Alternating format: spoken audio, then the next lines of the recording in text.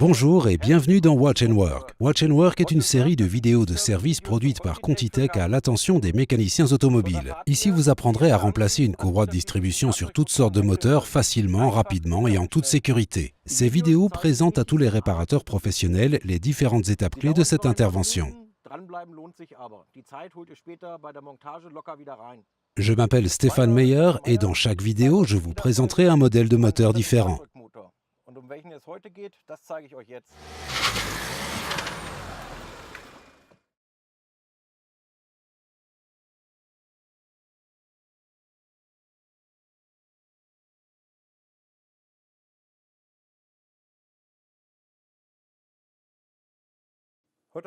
Aujourd'hui, je vous présente un moteur d'Alfa Romeo 156, un bloc 2 litres de 155 chevaux produit en 2000 et portant le code moteur AR32301.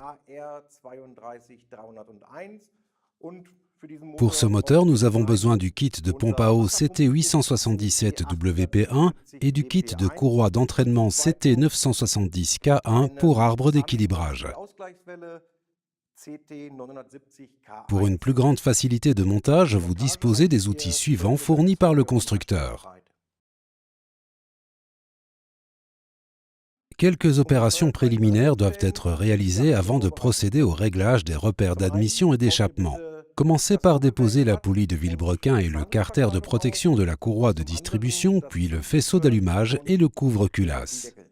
Utilisez un comparateur pour régler le moteur au PMH du cylindre numéro 1. Dévissez la bougie d'allumage du cylindre 1, vissez l'adaptateur muni du comparateur, puis déterminez le PMH du cylindre numéro 1. Après avoir positionné le moteur au PMH du cylindre numéro 1, déposez la courroie d'entraînement de l'arbre d'équilibrage.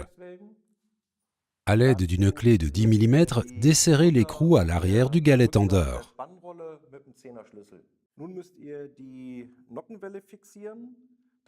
Maintenant, bloquez l'arbre à cam. Vous disposez de deux outils de blocage, l'un pour l'arbre à cam d'admission et l'autre pour l'arbre à cam d'échappement. Déposez le palier du cylindre numéro 2 sur l'arbre à cam d'admission et celui du cylindre numéro 3 sur l'arbre à cam d'échappement, puis remplacez-les par ces deux outils de blocage. Avant de déposer la courroie de distribution, déposez la poulie de vilebrequin au bas du moteur, puis desserrez le galet tendeur et dégagez la courroie de distribution. Puis desserrez les deux arbres à cam. Pour ce faire, utilisez l'outil de retenue. Remplacez les composants requis par ceux fournis dans nos deux kits.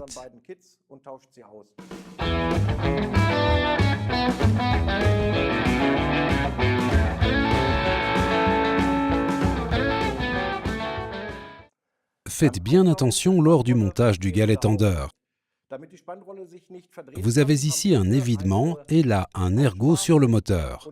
Si vous voulez empêcher le galet tendeur de tourner, l'évidement doit s'engager dans l'ergot. Le même principe s'applique pour le galet tendeur de la courroie d'entraînement de l'arbre d'équilibrage. Là encore, vous avez un alésage et une came et les deux doivent s'imbriquer.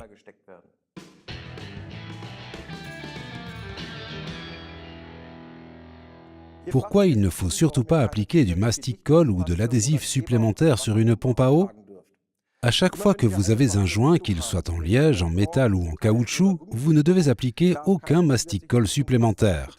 À défaut, ce dernier se dissoudrait dans le circuit de refroidissement et y circulerait au risque de colmater le radiateur, la pompe à eau ou d'autres composants du circuit, ou même de provoquer une fuite. Tous les composants ont été remplacés, il est temps de procéder au montage de la courroie. Faites bien attention à ces flèches indiquant le sens de rotation et à ces repères de référence pour l'arbre à cam et le vilebrequin. Commencez par mettre en place la courroie sur la poulie de vilebrequin, puis faites-la passer autour de la poulie d'arbre à cam. Une fois l'opération terminée, vérifiez que les repères de référence sont alignés par rapport à ces deux points. Utilisez l'outil spécial pour tendre la courroie de distribution. Insérez l'outil spécial avec cet axe dans l'alésage à proximité du galet tendeur. Tendez exagérément le galet tendeur une nouvelle fois jusqu'à ce que l'index atteigne sa position maximale.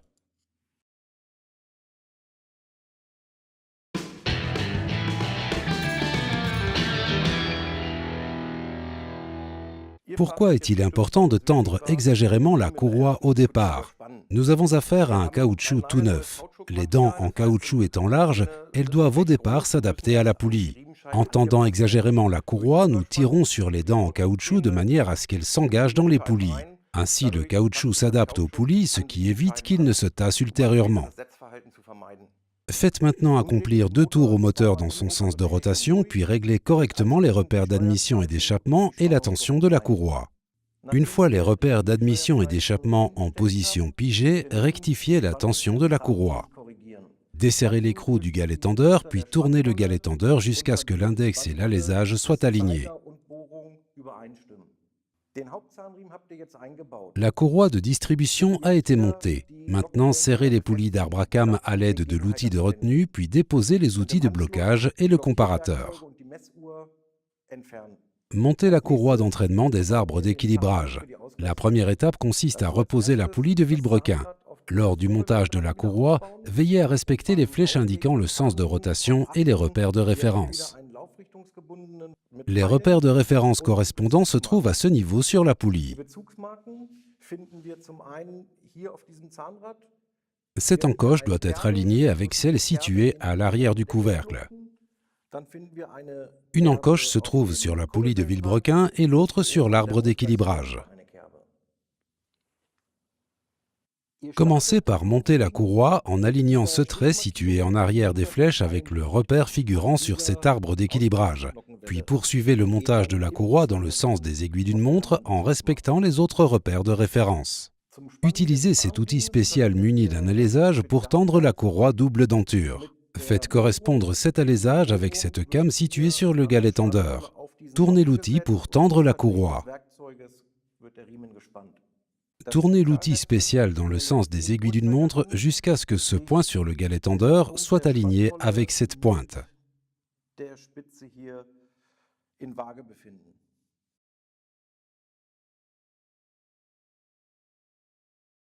Les 2 courroies sont désormais montées. Avant de commencer à reposer les pièces du moteur dans le sens inverse de leur dépose, veillez à serrer au couple prescrit les 2 paliers supérieurs des arbres à cames.